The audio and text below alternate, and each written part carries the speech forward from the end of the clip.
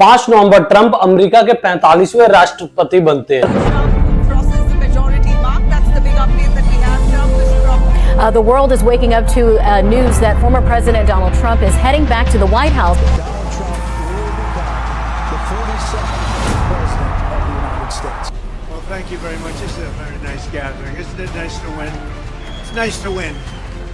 So, you know we had like historic kind of number. ये extra ordinary political comeback माना जा रहा है। अमेरिका में 538 सीट है, जिसमें डोनाल्ड ट्रंप की रिपब्लिकन 295 इलेक्टोरल वोट गेन करती है और दूसरी तरफ कमला हैरिस की डेमोक्रेटिक पार्टी सिर्फ 226 इलेक्टोरल वोट गेन कर पाती है। इंडिया में वोटिंग सिस्टम इंडिया के बिल्कुल अलग है। इंडिया के पार्लियामेंट में 2 हाउस है, लोकसभा और राज्यसभा। राज्यसभा में 245 सीट है, लोकसभा में 545। इंडिया में गवर्नमेंट बनाने के लिए लोकसभा की आधी सीट का 1 वोट ज्यादा लाना पड़ता है। इसमें राज्यसभा की सीट काउंटेबल नहीं होता है। मेजोरिटी बनाने के लिए 273 सीट जरूरी होता है। अमेरिका कांग्रेस में 538 सीट है, जिसमें हाउस ऑफ रिप्रेजेंटेटिव 438 सीट और 100 सीट सीनेट में होती है। अमेरिका में सीनेट इंडिया के राज्यसभा के जैसा है। अमेरिका में 50 स्टेट है और हर एक स्टेट से 2 रिप्रेजेंटेटिव सीनेट से होते हैं। इस तरह से प्रेसिडेंशियल इलेक्शन में 100 कैंडिडेट रिप्रेजेंटेटिव बनकर आता है। अमेरिका में मेजोरिटी बनाने के लिए 270 सीट की जरूरत पड़ती है। इंडिया में जिस तरह प्राइम मिनिस्टर इलेक्ट करने के लिए सिर्फ लोकसभा की सीट को वैल्यू दिया जाता है, वही अमेरिका में दोनों ही हाउस को इक्वल वैल्यू दिया गया।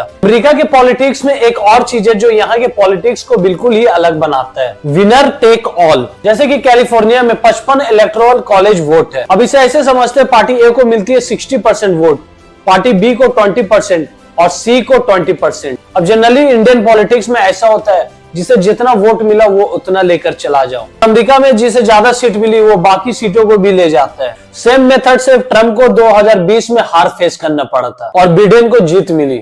जो बिडेन ऐसे स्टेट को चुने थे जहां की सीट यानी इलेक्टोरल कॉलेज ज्यादा था। ये चार्ट देखिए 2020 के इलेक्शन का। ट्रंप जो बिडेन से हर एक एरिया में आगे दिखे और अगर इसे सीट वाइज काउंट करें तो सिर्फ 55 सीट ट्रंप को इतने सारे एरिया से मिली और बिडेन को कैलिफोर्निया में 33 सीट लाकर 55 सीट का फायदा मिला। पर 2024 में ये आंकड़ा बिल्कुल अलग है। ट्रंप के इस जीत को हिस्टोरिकल जीत माना गया है।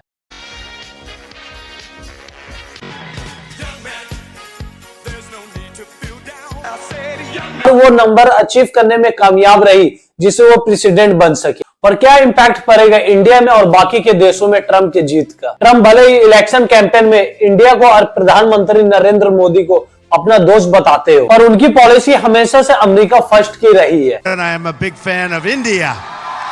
Big fan.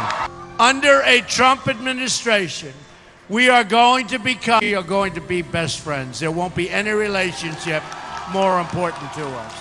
इंडिया से America textile, heavy machinery, pharma product, agriculture product, precious stone जैसी चीज इंपोर्ट करता है। इंडिया अमेरिका से आईटी प्रोडक्ट जैसे mobile phone, laptop, tablet, aircraft और मेडिकल इक्विपमेंट जैसी चीज मंगवाता है। इंडिया के विप्रो और टाटा जैसी कंपनी यूएस में इन्वेस्ट करती है, तो दूसरी तरफ अमेरिका की अमेजॉन, गूगल, वॉलमार्ट और माइक्रोसॉफ्ट जैसी कंपनी इंडिया में इन्वेस्ट करती है। 2022 में दोनों देशों के बीच 16 लाख करोड़ रुपए का बिजनेस हुआ। ऐसा नहीं है कि ट्रंप के प्रीवियस टाइम पीरियड में अमेरिका और इंडिया के बीच सब कुछ अच्छा चल रहा था। ऐसी बहुत सी जगह है जहां ट्रंप ने इंडिया की पॉलिसी का खुलकर विरोध किया। ट्रंप अपने विरोध में कहते हैं इंडिया अमेरिका के प्रोडक्ट पर ज्यादा टैरिफ लगाता है, खास कर एग्रीकल्चर प्रोडक्ट और हार्ली डेविडसन बाइक पर। टैरिफ एक तरह का टैक्स होता है जिसे देश में आने वाले सामानों पर लगाया जाता है। ट्रंप ने इंडिया को टैक्स कम करने को कहा और एक स्टेटमेंट में उन्होंने इंडिया को टैरिफ किंग यानी टैक्स का बादशाह कहा। साल 2019 में ट्रंप ने इंडिया को जनरलाइज सिस्टम ऑफ प्रेफरेंस से बाहर कर दिया। से इंडिया अपने प्रोडक्ट अमेरिका में ड्यूटी फ्री एक्सपोर्ट नहीं कर पाए। इंडिया भी अपने जवाब में अमेरिका से आने वाले गुड्स पर और ज्यादा टैरिफ चार्ज करने लगा। इस बार इलेक्शन कैंपेन में ट्रंप का बड़ा मुद्दा